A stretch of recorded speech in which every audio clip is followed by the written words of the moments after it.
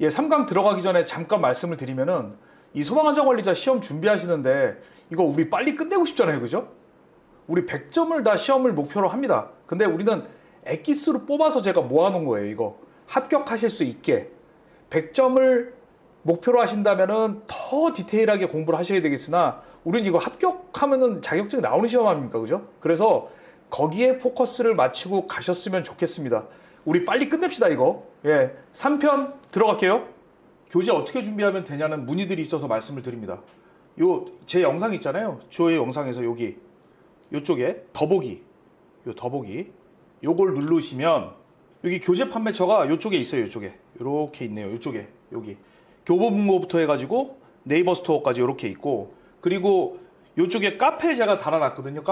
카페에는 저희 합격자분들이 그 후기들을 많이 달아 놓으셨습니다. 그래서 요쪽에 들어가 보시면은 합격에 매우 많은 도움이 되실 겁니다. 예, 이분은 꼭 제가 한번 언급을 해드리고 싶어서 지금 말씀을 드리는데, 우리 이성표 선생님, 작년에 제가 2024년이죠. 작년에 이제 영상 찍을 때 굉장히 응원을 댓글로 많이 해주셨습니다. 제가 이제 얼굴은 뵌 적은 없는데 항상 응원하고 있다는 선생님. 그리고 1급도 제작해 주세요라고 말씀을 주셨는데, 제가 작년에 대학원 1년 다니느라고 시간이 없더라고요. 올해도 뭐 대학원은 다녀야 되겠으나 작년보다 좀 여유가 있는 상황을 좀 만들어 보겠습니다. 그리고 공부도 열심히 해서 저도 이제 자격증이 있어야 강의를 하잖아요. 저도 떳떳하게. 그래서 제가 준비를 많이 해보겠습니다. 선생님 고맙습니다. 건강하십시오. 네, 3강은 소방시설과 방연 및 관리자 실무교육에 대해서 좀 알아보겠습니다.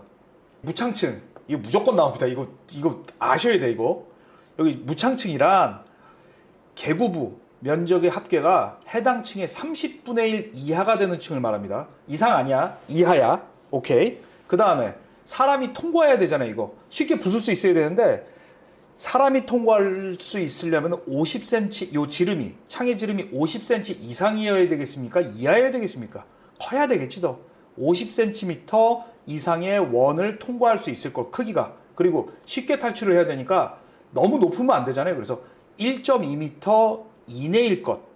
무슨 말씀인지 아시죠? 그 다음에 차량 진입 있고 3번, 4번, 5번은 보시면 되는데, 5번 특히 쉽게 부술 수가 있어야 되잖아. 문을 부숴야 탈출이 가능할 거 아닙니까? 그죠? 무언가로 깼을 때, 부쉈을 때, 무언가로 쳤을 때, 그죠? 그래서 5번도 염두에 두시고, 깨지지 않는 것, 이런 거 아니지.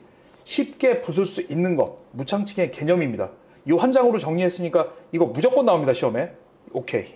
예, 요것도 이제 딱 한 줄로 정리해놨는데 이거 중요합니다. 피난층이란 곧바로 지상으로 갈 수 있는 층이야. 곧바로 1층으로 갈 수 있는 층, 뭐 어디 출입구로 갈 수 있는 층, 이런 층이 아니라 곧바로 지상으로 갈 수 있는 층을 말합니다. 피난층 개념 아셔야 되고, 요거 이제 해설 한번, 요거 한번 보십시오.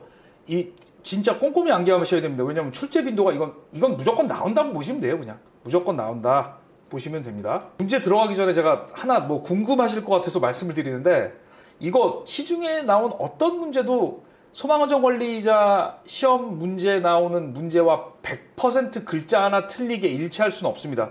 하지만 개념은 비슷하겠지. 결국은 이해가 가장 중요한 거야. 다시 한번 말씀드리면은, 시중에 있는 어떤 문제집도 어떤 강의도 소방안전원에서 내는 문제와 100% 일치하지 않습니다. 하지만 우리는 이 개념만 파악하고 가면은 맞추실 수 있다는 얘기입니다. 오케이. 그렇게만 잡아두시면 됩니다. 47번 문제 보시죠. 무창층에 해당하는 곳을 고르십시오.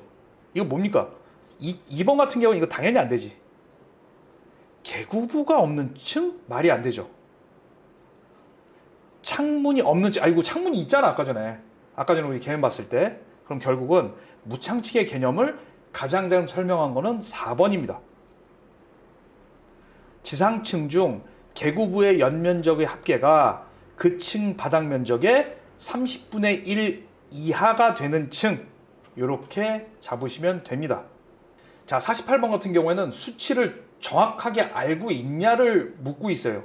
개구 면적의 합계가 해당 층 면적의 무창층이 30분의 1 이하가 돼야 된다 그랬지. 이하. 결국은 이하가 들어간 거는 1번, 3번이네요, 일단. 그죠? 그 다음에 우리 탈출을 해야 된다 그랬죠. 우리 몸통이 탈출을 해야 되잖아. 그럼 50cm 이상이 돼야 되겠죠.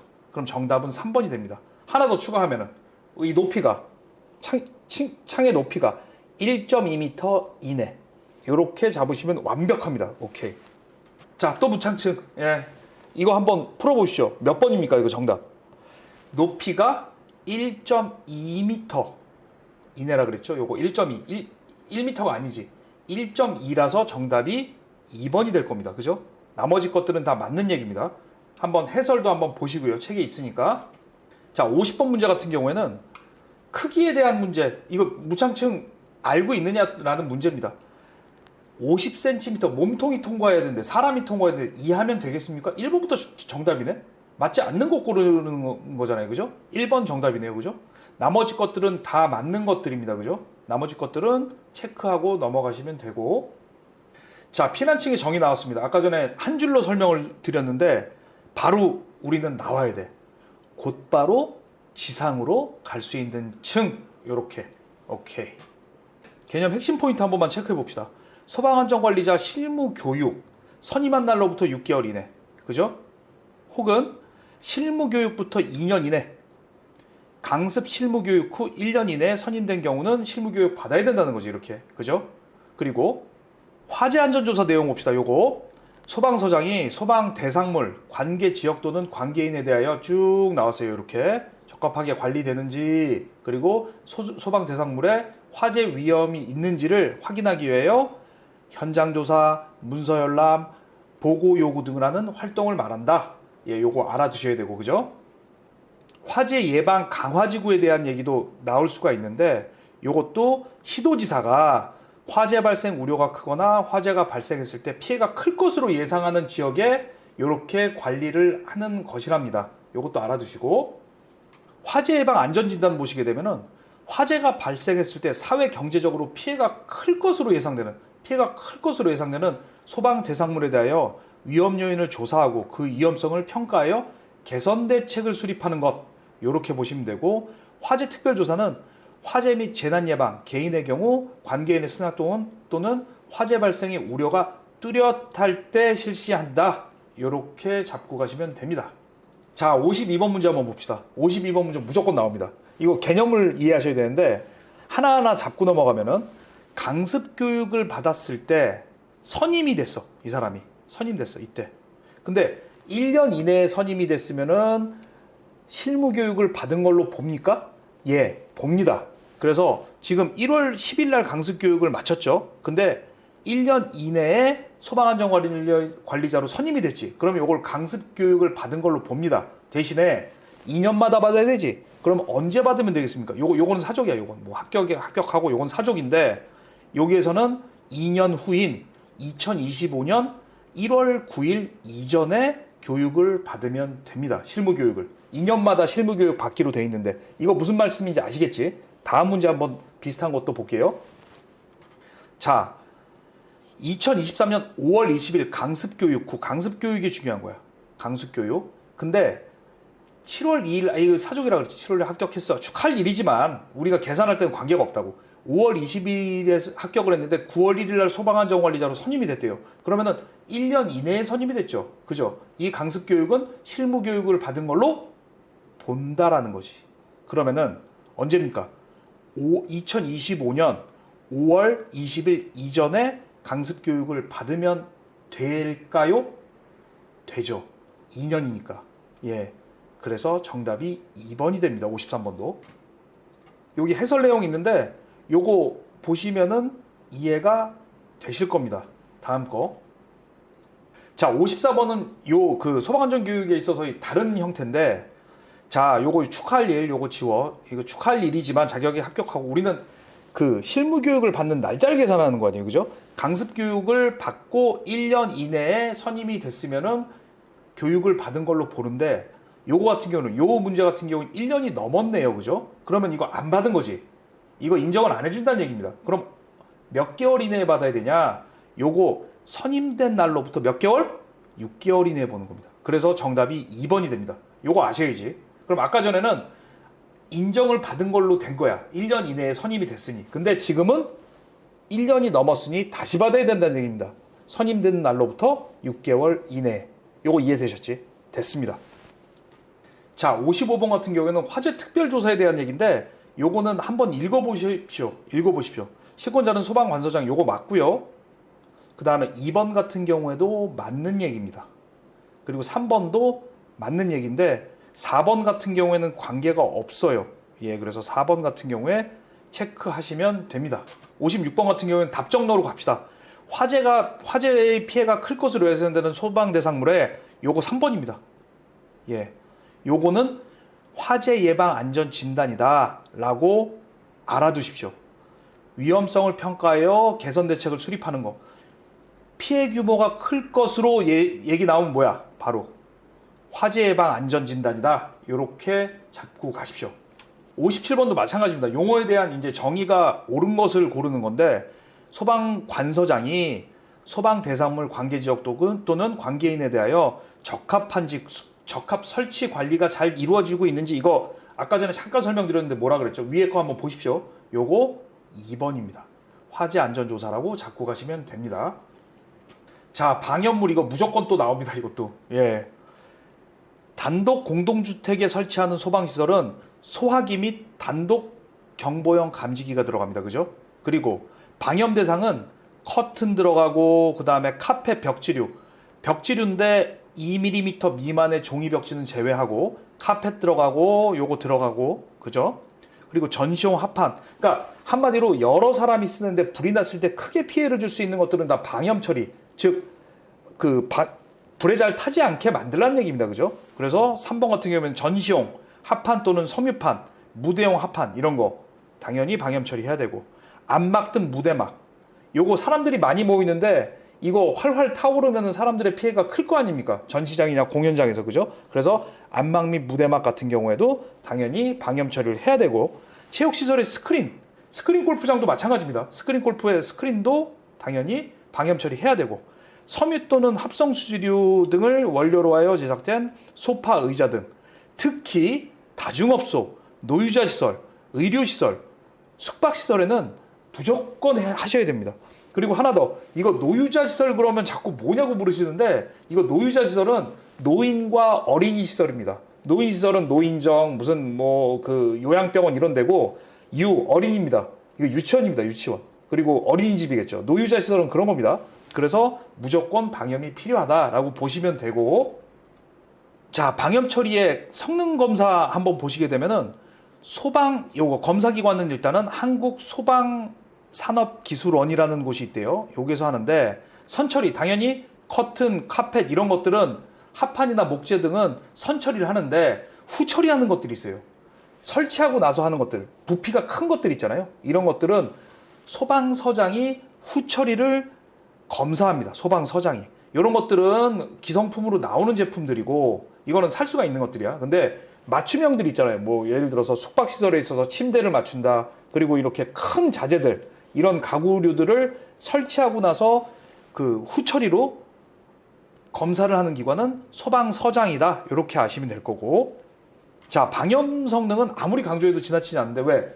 들 타야 될 거 아니야. 연기가 많이 안 나야 될 거 아니야. 활활 타오르면 안 되잖아. 그죠? 그래서 방염 성능 기준 이상의 물품을 설치해야 되는 데는 간단합니다. 많이 모이는 데겠지. 체력단련실, 숙박시설, 방송통신시설 중 방송국 및 촬영소, 사람들이 많이 모이는 지역입니다. 그죠? 통신탑 아니야. 방송통신시설 중 통신탑은 아닙니다. 그죠?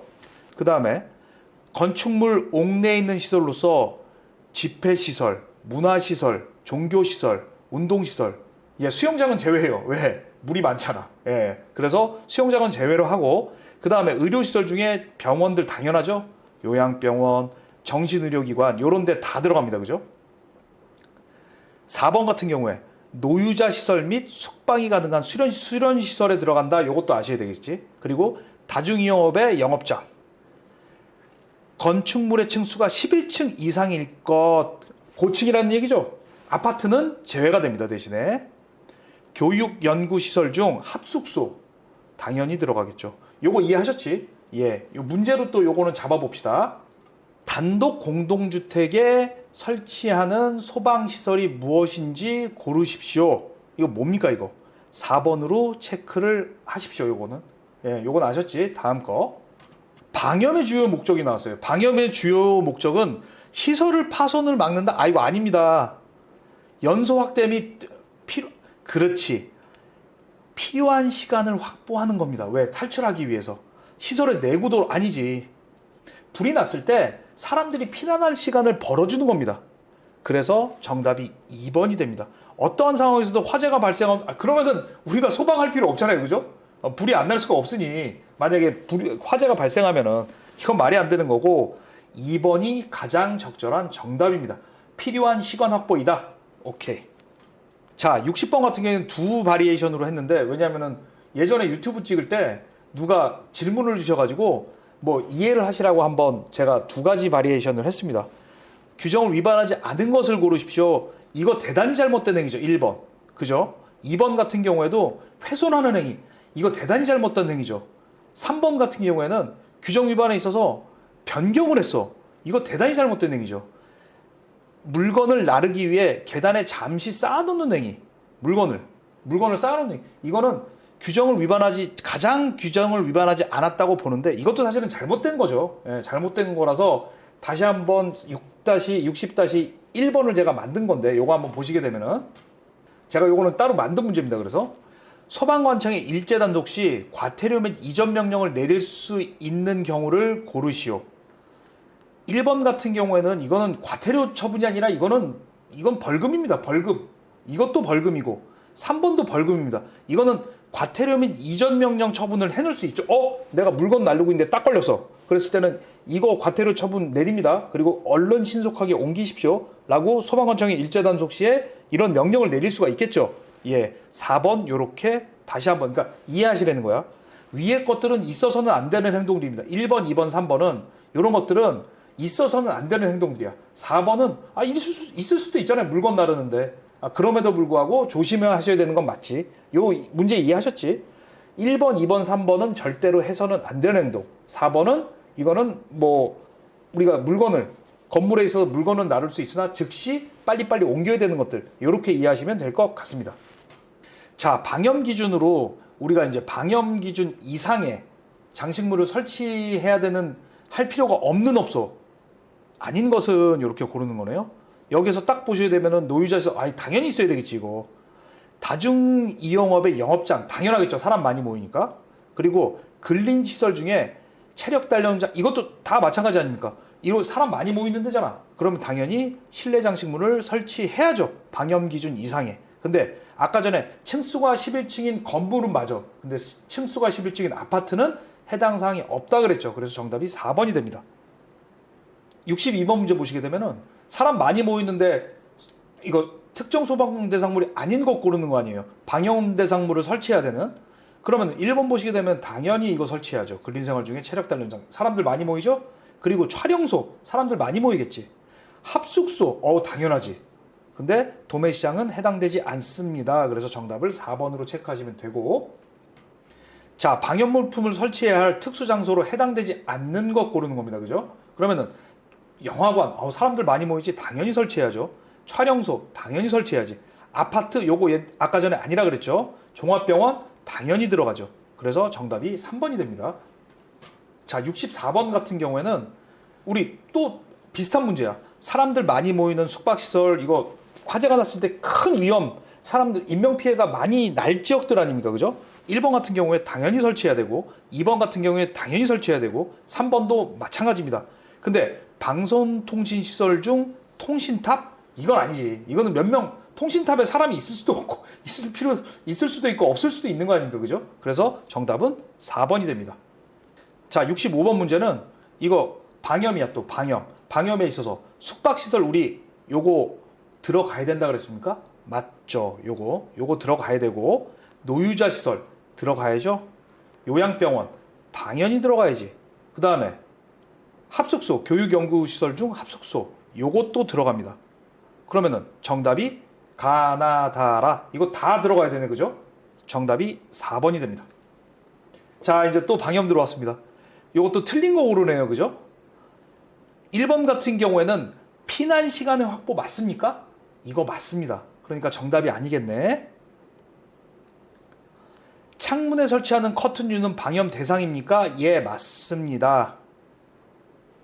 3번 같은 경우에는 현장 방염의 경우는 아까 전에 요거라 그랬습니까? 소방서장이지 요거는. 그래서 정답이 3번이 됩니다. 요거는. 오케이. 4번 같은 경우에는 방염 기준 이상의 것을 설치해야죠. 숙박시설과 다중이용업은. 그래서 요것도 정답이 아닙니다. 정답 3번이 왜 3번인지 아셨죠? 오케이. 예, 67번 문제 같은 경우에는 현장 방염 처리 물품에 대한 얘기입니다. 현장 방염 처리 물품은 공장에서 하는 게 아니라 부피가 커서 현장에서 설치를 하고 가구 큰 것들 있잖아요. 예, 그런 것들을 설치를 하고 그 검사를 하는 걸 말하는데 이게 주체가 누구냐라는 얘기입니다. 요거 3번 관할 소방서장입니다. 예, 요렇게 체크하시면 되고. 예, 이 강에서 머리가 되게 아프셨을 거예요. 왜냐면 다 외우는 거잖아요. 참, 내용이 많죠. 3강은 그래도 이해하셔야 되는 내용들이 좀 있어서 원활하셨다고 생각이 듭니다. 3강까지 이렇게 끝났네요. 예, 4강에서 또 뵙겠습니다.